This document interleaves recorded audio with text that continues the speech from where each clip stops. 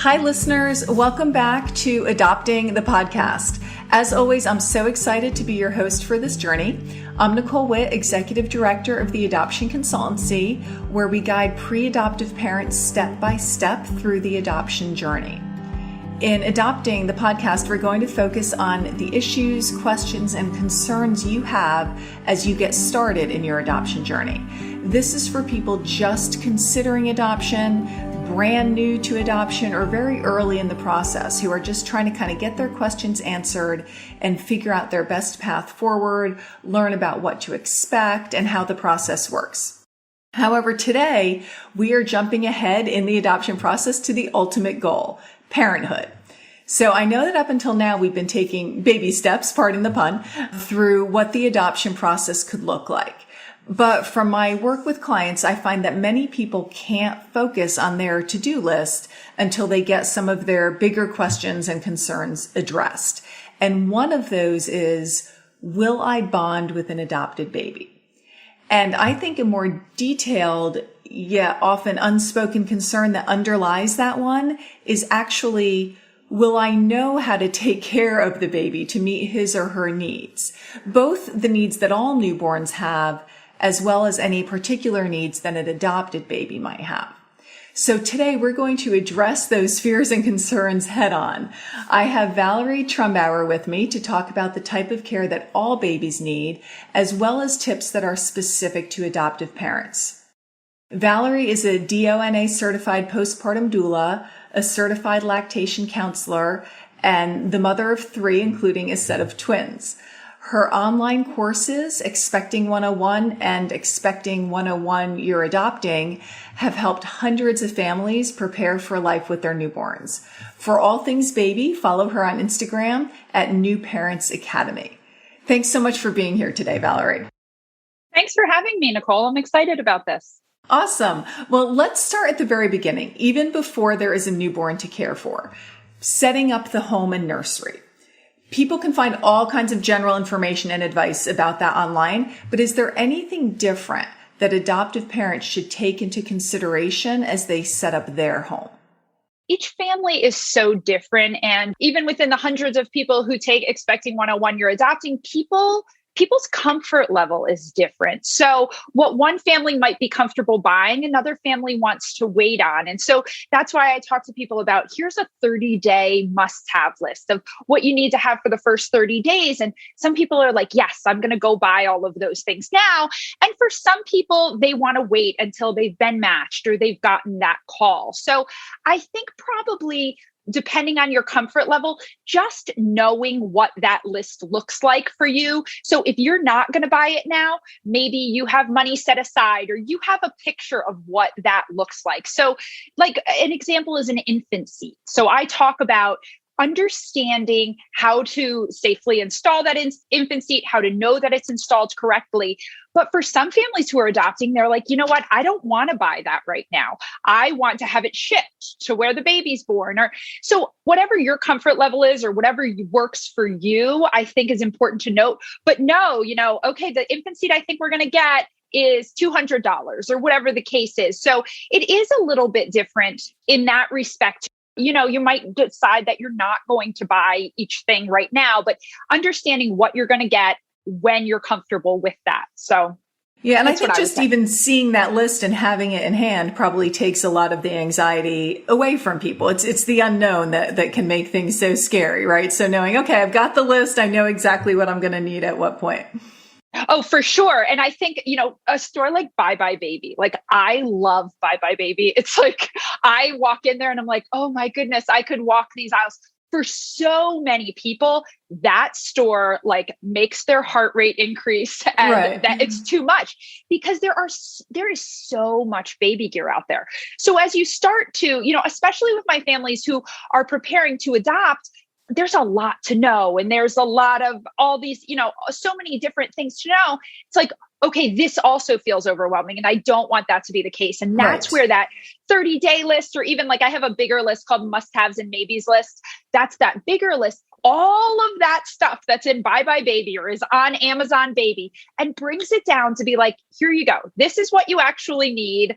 this is what's good to have. So it takes some of the confusion and stress out of that. Right. Excellent. We're all about that. Okay. So let's talk about once there's actually a newborn at home. And obviously much of newborn care is the same for adopted babies and non-adopted babies. So let's start there. You have told me that there are 3 things about life with a newborn that are really helpful for adoptive parents to understand before the baby arrives. So what's number 1? Okay. Yeah. So I'm excited to talk about these things because, as you said, so many of the things are the same. Like, I can tell you how to burp a baby 3 different ways, and it doesn't matter how that baby came into your life.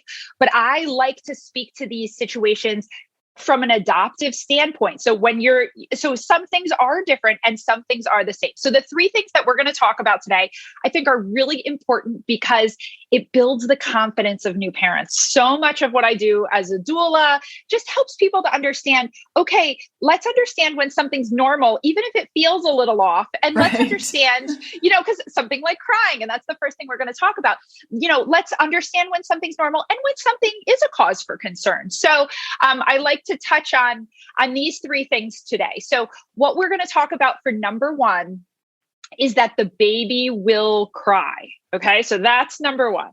And it seems super basic that it's like, okay, you've brought this person on and her like groundbreaking number 1 is that the baby will cry. But I promise you, it's so important. And I talk to the families in my programs about understanding that this is as if the baby is born speaking a language that you are not fluent in. So that language is crying. And when we can look at it that way, as if you picture, we adopted this baby who only speaks Portuguese and we don't speak Portuguese, that kind of takes some of the anxiety away from it because we associate crying with pain. So if, an adult came to my front door right now and is crying, it's like, oh my gosh, what's wrong? Well, that's very different than a baby who's crying. And babies spend a lot of time crying, but they're crying because it is their only source of communication. And when you can understand that, it helps you to not take that crying personally. So as an adoptive family, you're going to be in this situation where this new little person in your life is spending a lot of time crying. And I find that people are so quick to say, is this baby crying because they don't know me? Is the baby crying because I'm not the birth mother? And understand the baby is crying because it's their only source of communication. So it's a matter of trying to help understand why the baby's crying, how you can get her to be more comfortable. But, it's just so important to understand this is the baby's only form of communication. Please don't take that crying personally. I think that's a really, really important point. What is the second one on your list? Okay. So number 2 on my list is that you can't spoil a newborn. And people worry about this a lot. People are so quick to think like, am I doing something wrong? Am I forming bad habits? If I hold this baby, the baby loves to be rocked to sleep. If I rock the baby to sleep, am I doing something wrong? And as a doula, when I get to people's homes, as a doula, I only work overnight. So I work 10 p.m. to 6 a.m. So sometimes I'll get there at 9:45 and they feel like they're in trouble. Like I'm going to yell at them. They're like, I've been holding her for an hour. And it's like, okay, that's okay. You're getting to know this baby. And so taking away that stress of feeling like there's some rule that you need to be following or something that you need to be doing, I think it can be really helpful. Just show yourself grace. You're all getting to know each other. And then I don't know if your listeners are anything like the people in my world, it's like, okay, you can't spoil a newborn. When can I spoil the baby? When is that possible? And people, I feel like I'm a planner. There's a lot of planners in my community here and like on Instagram or inside of my courses. And so I understand, I respect that feeling of like, okay, you said I can't spoil the baby.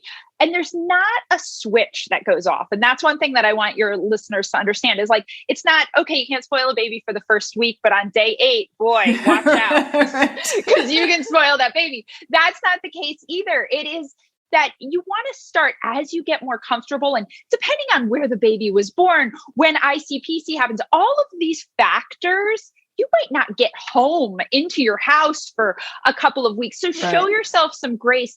But after you've gotten into a little bit of a rhythm, after, 1 or 2 weeks at home, start to look at things and ask yourself if that's how you want it to go down the road. So if every afternoon after you feed the baby, you sit on the couch and you watch an episode of your favorite Netflix show while the baby's cuddled with you, that's fine.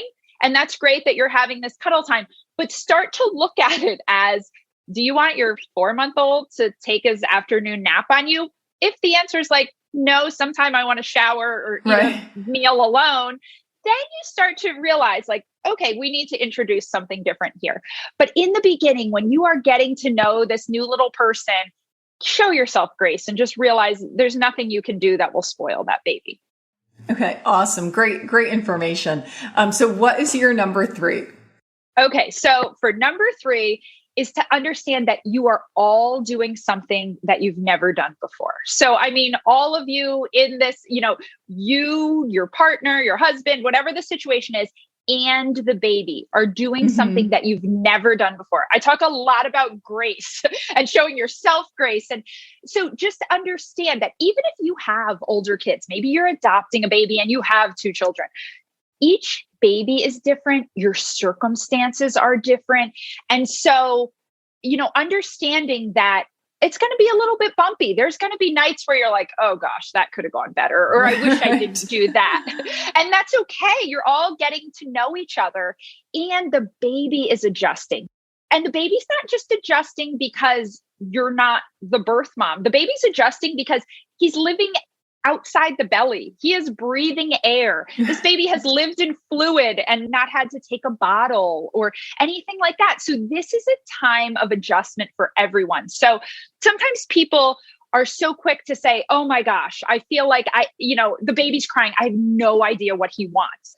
And it's like, baby's only 5 days old. First of all, baby probably doesn't, he probably, there's times where, there are clues and I talk about it inside my program, like if the baby's doing this, if the baby's tummy is hard and he's arching his back, let's talk about ways to relieve gas. And we walk through a lot of different scenarios, but just like you and I get to the point where we're just like losing our marbles sometimes. And it's like, I don't even know what I want. I just know I feel miserable. That's how the baby's feeling, or overtired or things like that. So don't think like, oh my gosh, I feel so horrible. I don't know what this baby wants right now. You've only known that baby for a few days. So just showing yourself some grace. That is an important theme, I think, in all parts of our lives. Yes. Well, and I mean, my kids, I have twins that are 12 and a 15-year-old. And still there's times where we'll say to my daughter, like, okay, we don't really know what we're doing. I feel like you always thought your parents knew what they were doing. We're like, okay, we don't. Like, you're the oldest. Sorry, we're still figuring it out.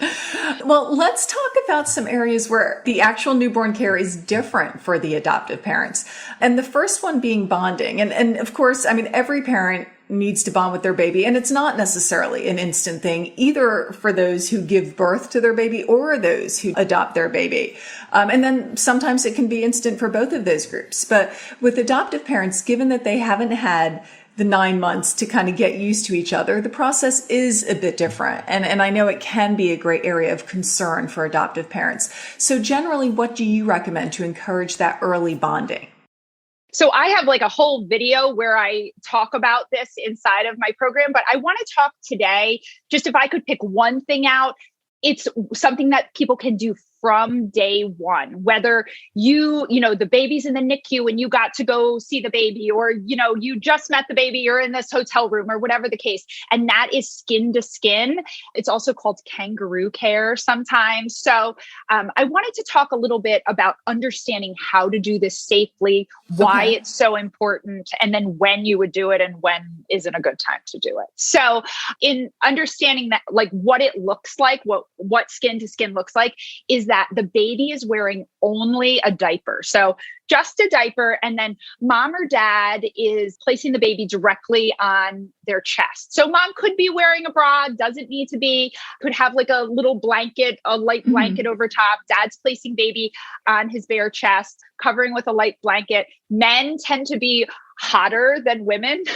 They might not need the blanket. You're just kind of feeling the baby's hands and feet to understand, is the baby chilly? Just lay a light blanket over the baby. And so that's what skin to skin looks like. It's the baby, just as it sounds, the baby's skin up against your skin. And the reason that you're doing skin to skin is for a couple of different reasons. It helps to familiarize the baby with your heartbeat, with your smell, and your voice. And it helps the baby to feel safe. So the baby is getting to know you because he's literally right there, right underneath your chin.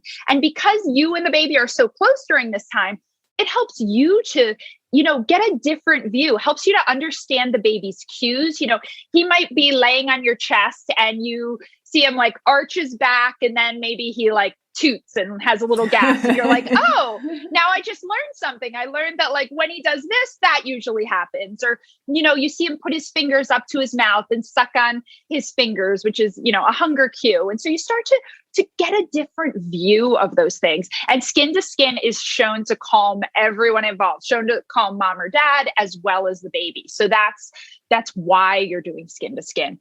And then if we think about where to do skin to skin, really anywhere. As I said, if the baby's in the NICU and mom or dad is able to go in there, depending on what's going on in the world, you can let the nurses know, like as soon as it's possible, we would like to do skin to skin.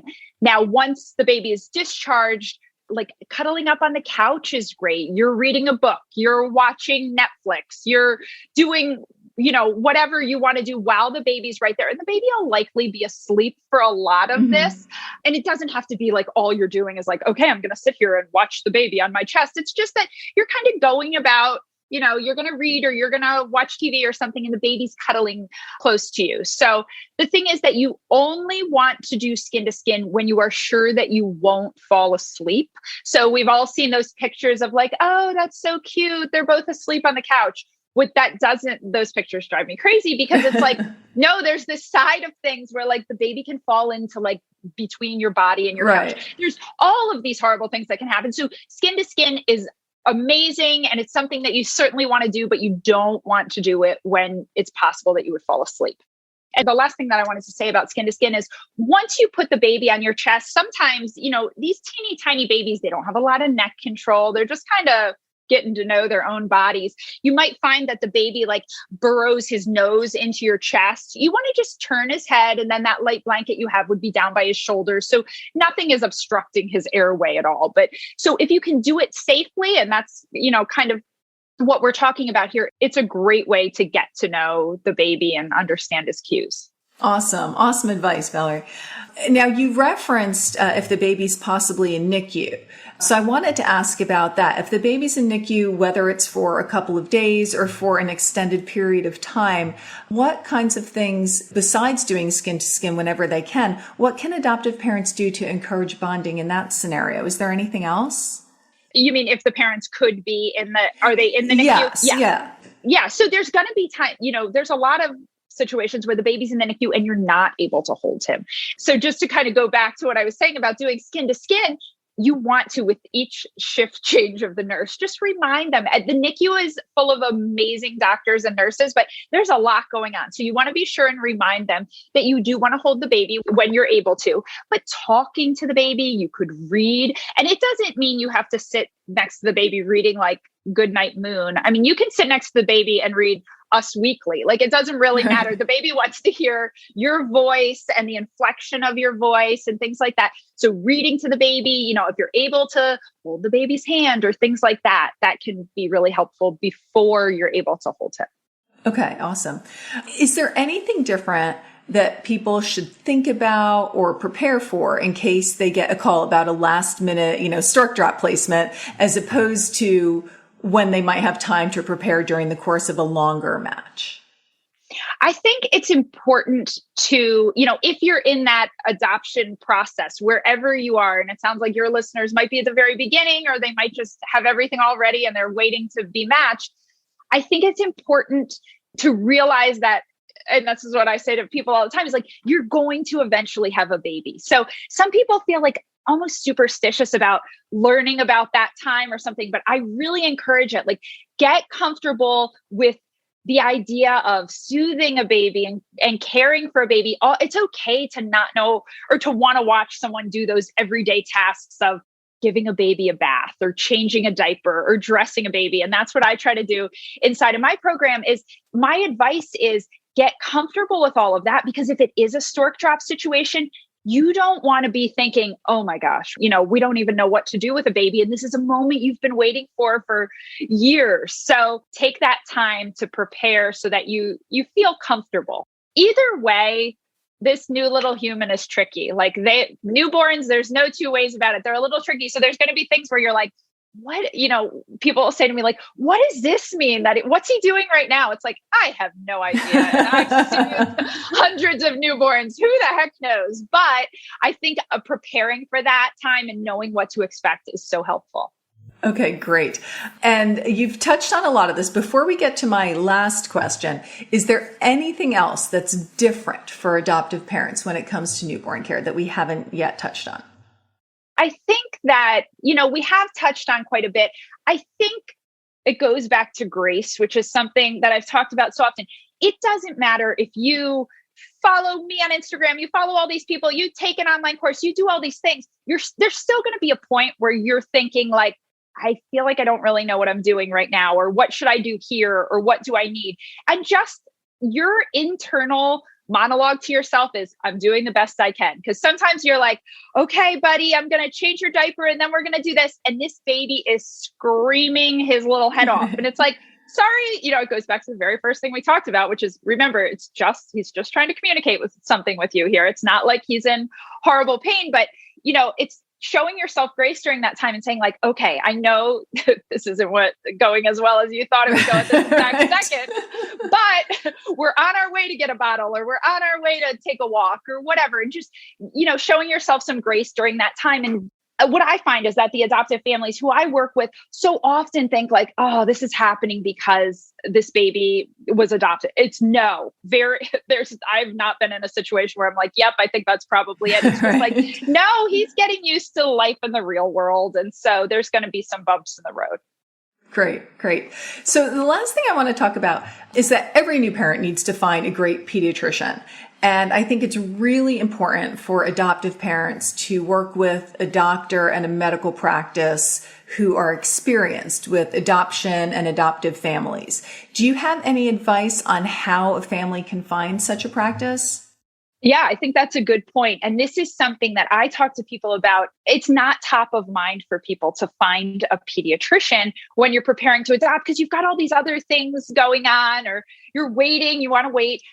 That relationship with your pediatrician is so important.